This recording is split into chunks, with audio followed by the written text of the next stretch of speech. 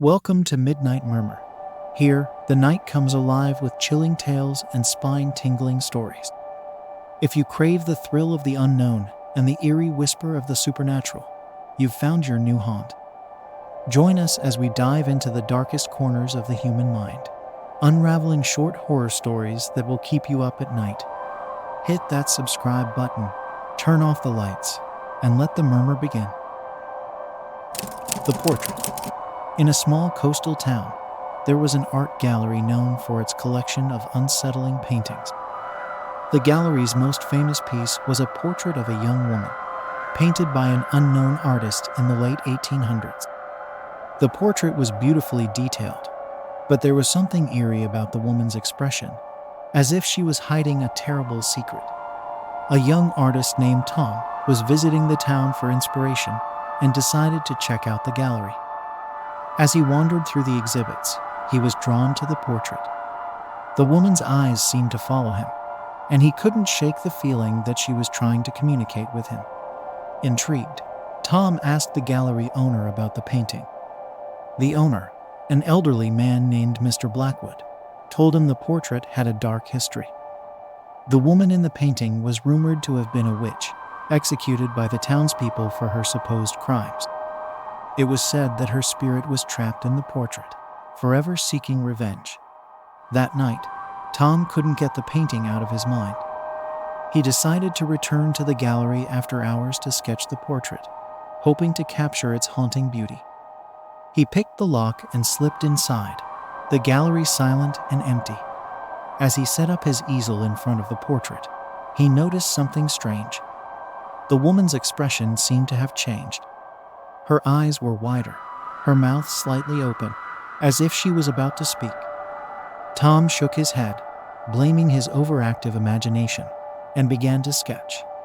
Hours passed, and Tom became absorbed in his work. The silence of the gallery was broken only by the sound of his pencil on paper. Suddenly, he heard a faint whisper. He looked around, but the gallery was empty. Shaking off the unease, he continued sketching. The whispers grew louder, more insistent. Tom's heart raced as he realized they were coming from the portrait. He stared at the painting, the woman's eyes now filled with a desperate plea. The whispers formed words, but they were too faint to understand. Desperate to understand, Tom leaned in closer, his face inches from the portrait. The whispers turned into a scream, and the gallery lights flickered and went out. Tom stumbled back, his sketch falling to the floor. In the darkness, he could see the portrait glowing faintly. The woman's eyes were now filled with fury, and her mouth moved, forming words he couldn't hear. The air grew cold, and Tom felt a hand on his shoulder. He turned, but there was no one there. The gallery door creaked open, and a figure stepped inside. It was Mr. Blackwood, his face pale and eyes wide with fear. "You shouldn't have come here," he whispered, his voice trembling. "She's awake now." Before Tom could respond, the lights flickered back on. The portrait was back to its original state, the woman's expression serene but unsettling. Mr. Blackwood was gone, and the gallery was silent once more. Tom grabbed his sketch and ran out of the gallery, the whispers still echoing in his mind.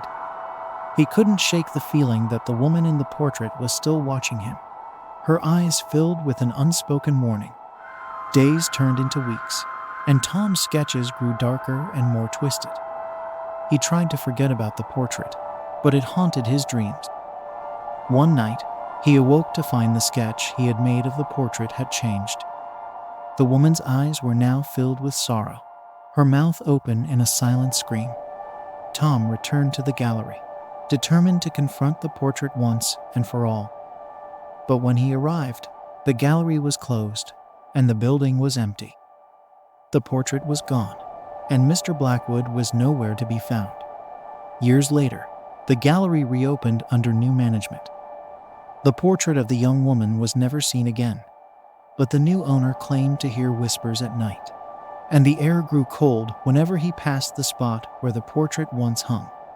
Tom never found out what happened to the portrait or the woman trapped within it. The mystery remained unsolved, a chilling reminder of the power of art and the secrets it can hold. The cabin. Deep in the forest, far from the nearest town, there was an old, abandoned cabin. It had once belonged to a family who had mysteriously disappeared decades ago. The locals avoided the area, saying the forest was haunted and the cabin cursed. But for a group of college friends looking for adventure, it was the perfect place for a weekend getaway. The group consisted of 5 friends: Sarah, Mike, Jenny, Tom, and Lisa. They arrived at the cabin just as the sun was setting, the forest bathed in an eerie twilight. The cabin was in disrepair, but it had an old-fashioned charm. They unloaded their supplies and settled in, laughing and joking about the ghost stories they had heard. That night, as they sat around the campfire outside, they heard strange noises coming from the forest. It sounded like whispers, too faint to make out. The friends dismissed it as the wind and continued their conversation. But Sarah couldn't shake the feeling that they were being watched. The first night passed without incident, but the next morning, they found strange symbols carved into the trees around the cabin. The symbols were unfamiliar, but they had an unsettling quality. Mike, ever the skeptic, suggested it was just some prank by local kids. As the day went on, the tension grew. They explored the area around the cabin and found more symbols, along with signs of old campsites and fire pits. The whispers grew louder, especially as night fell. Sarah's unease turned to fear, and she urged the group to leave, but they convinced her to stay one more night. That evening, the whispers became voices, indistinct but growing louder. The friends huddled together inside the cabin, the atmosphere tense. Suddenly, the lights flickered and went out, plunging them into darkness. Tom lit a lantern, and they saw that the symbols had appeared inside the cabin, carved into the walls. Panic set in as they realized they were not alone. The whispers turned into screams, echoing through the cabin. The friends ran outside, but the forest seemed to close in around them. The trees twisted and turned, and they couldn't find the path back to their car. Desperate, they decided to return to the cabin, hoping to wait out whatever was happening. As they approached, they saw a figure standing in the doorway. It was a woman, her face pale and eyes hollow. She raised a hand, pointing at them, and the whispers stopped. The friends froze, fear gripping their hearts. The woman vanished, and the door of the cabin slammed shut. The screams returned, louder than ever, and the ground beneath them began to shake. They ran, stumbling through the dark forest, the voices following them.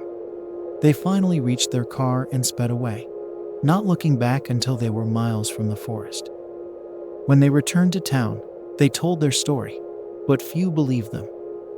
The locals just shook their heads and warned others to stay away from the cursed forest. Years later, Sarah still had nightmares about the cabin. She never found out what the symbols meant or who the woman was. The forest remained a place of mystery and fear, its secrets hidden among the trees. And the cabin still stood, abandoned and forgotten, waiting for the next group of unwary adventurers to uncover its dark past. The journal. In a small, forgotten town, there was a library that had stood for over a century.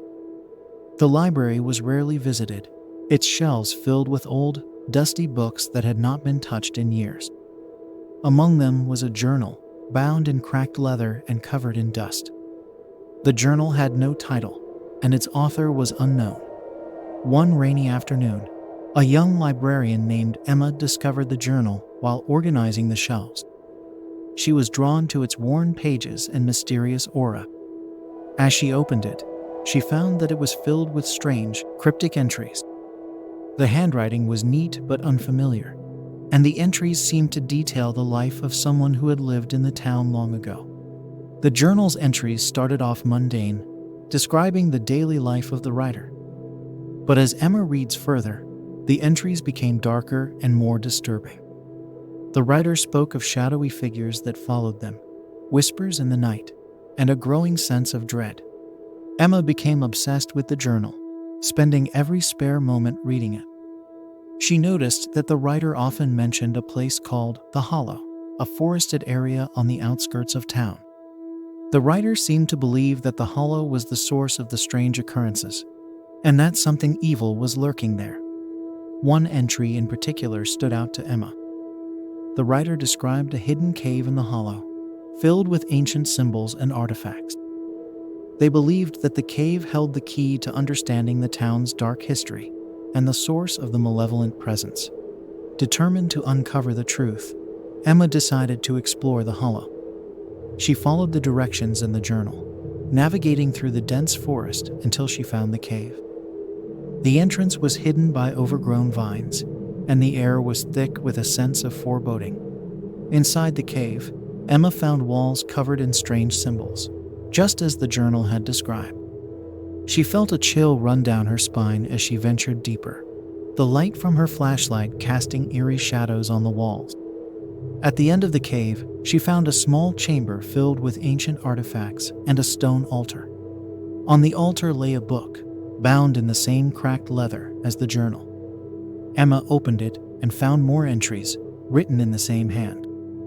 The writer described rituals and sacrifices, desperate attempts to appease the malevolent force that haunted the town. As Emma reads, she heard a faint whisper echoing through the cave.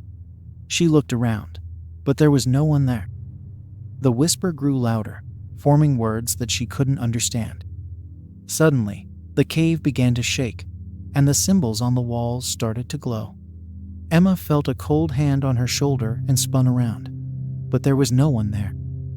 The whispering turned into a cacophony of voices, filling her mind with a sense of dread. She dropped the book and ran, the cave collapsing behind her. She barely made it out before the entrance was sealed by fallen rocks. Gasping for breath, she looked back at the now hidden cave, her heart pounding. She knew she had uncovered something terrible, something that should have remained hidden. Emma returned to the library, but the journal was gone. The shelves were as she had found them, and there was no sign of the cracked leather book. She tried to tell others what she had discovered, but no one believed her. The town remained unaware of the dark secret hidden in the Hollow. Years later, Emma still had nightmares about the cave and the whispers. She never found out who had written the journal or what the malevolent force was. The Hollow remained a place of mystery and fear, its secrets buried deep within the earth. And the library, with its dusty shelves and forgotten books, still stood, waiting for the next curious soul to uncover the journal and the dark history it held. Thanks for listening. Don't forget to like and subscribe for more chilling content.